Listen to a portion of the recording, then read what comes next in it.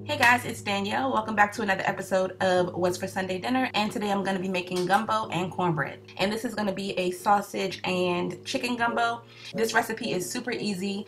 It's all in one pot, so all you have to do is basically just throw everything in and let it cook. The only catch is you have to do it in a certain order. So I'm going to show you guys exactly what to do, and by the end of this video, you'll be able to make this recipe like a pro. You'll have no problems at all, and you'll have delicious gumbo. So in order to get started, all I did was threw some oil into a pot, and then I'm going to follow that up with some flour, and I'm just kind of eyeballing it. You're looking for a particular texture when you're making this roux, so I'm just going to keep adding flour until I'm happy with the consistency of the roux mixture.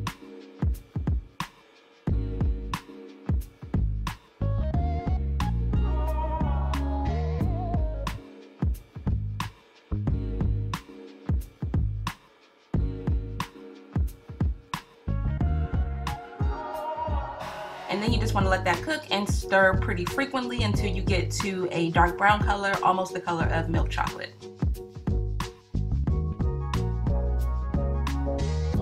At this point, I felt like it was just a little bit thick, so I went ahead and added just a little more oil just to kind of thin it out slightly.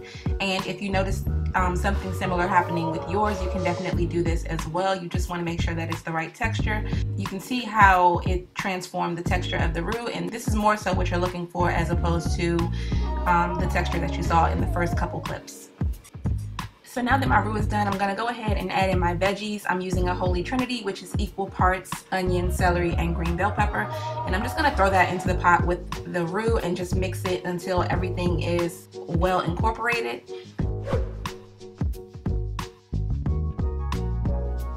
At this point, you need to add in some liquid, so I'm just going to go ahead and add in some water because I didn't have any chicken stock or vegetable stock. So yeah, I just added in like 2 large bowls of water, and you want to add your liquid in kind of in batches because you don't want your roux to get lumps in it. So yeah, add like your first little batch of water and then mix it, and then add your second batch of water. And just keep doing that until you get to the consistency that you're looking for. You want it to be kind of like a stew, I guess, like a thick soup. At this point, you can start adding in the rest of your ingredients. So I went ahead and added in an 8-ounce can of tomato sauce. You can definitely use diced tomatoes, crushed tomatoes, whatever kind of tomato element you have on hand or you want to add. You can use tomato paste and mix it in with the vegetables. Like, this is definitely something that you can customize however you want. So yeah, I added in my tomato sauce, and then I'm going to go ahead and start seasoning the mixture. So I added a bit of a laundry list of ingredients to this mixture, but you definitely don't have to add everything that I added. I just have an extensive spice collection, so I definitely just wanted to take advantage of it. But you can make this recipe with way less seasonings and it'll still be just as good. You don't have to have everything that I'm using. But everything that I decided to use is going to be on the screen, and pretty much all of the stuff that I put in here came from Dollar Tree. So you can get these ingredients if you wanted to, but again, you don't have to. I will say though that the things you do need are the Creote seasoning, thyme, salt, and pepper. And if you have garlic powder and onion powder, those will never hurt. But yeah, you definitely need the Creote seasoning, salt, pepper, and thyme. So now I'm going to go ahead and add in my smoked sausage, and I did 2 links of the Lumberjack Smoked Sausage, and I put that on the screen so you guys can see exactly what I'm talking about. And then I also decided to add more seasoning. I hadn't added salt yet, so I added that, and then of course everything else will be listed on the screen. And also, I know this is probably self-explanatory, but make sure you're tasting your food because you don't know what you need to add if you're not tasting it, and you want to be happy with the end result. So just taste it, and then you can kind of determine what you need to add based on the flavor that you're getting.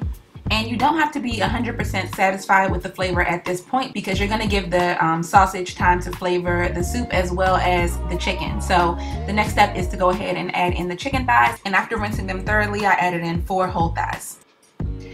Now I'm just going to go ahead and let that simmer for about 30 to 45 minutes, and while that's happening, I just went ahead and cooked my rice.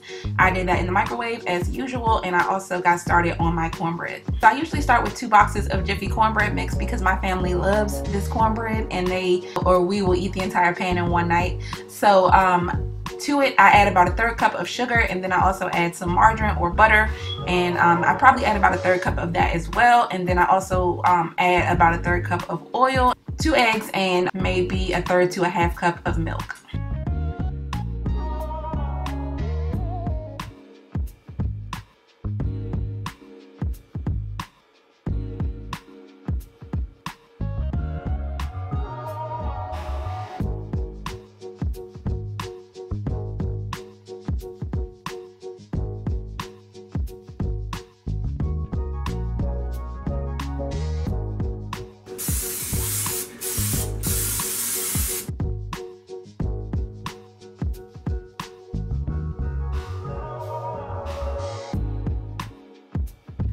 Now that the cornbread is cooking, I'm just gonna give the gumbo one more taste, and it was delicious at this point. So I went ahead and took out all of my chicken thighs and then just started to shred them. And you want to use thighs instead of breast for this recipe because the chicken breast would most likely have been overcooked had I left it in the pot for that long. So yes, definitely use chicken thighs and just shred it up.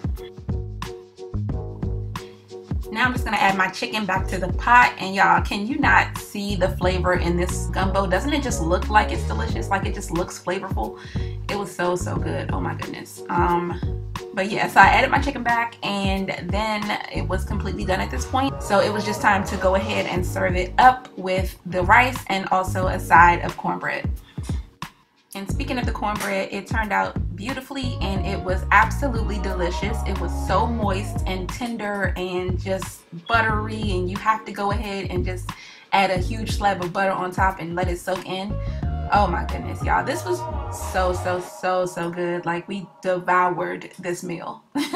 So yeah, I'm just gonna go ahead and spread the butter all over the cornbread and then cut it up so we can have dinner.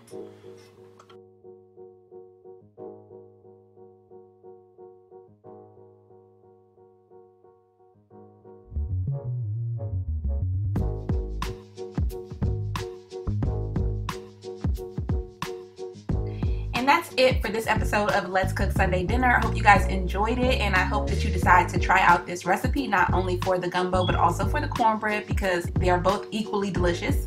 So yes, thank you so much for watching, and I'll see you guys in the next video. Bye.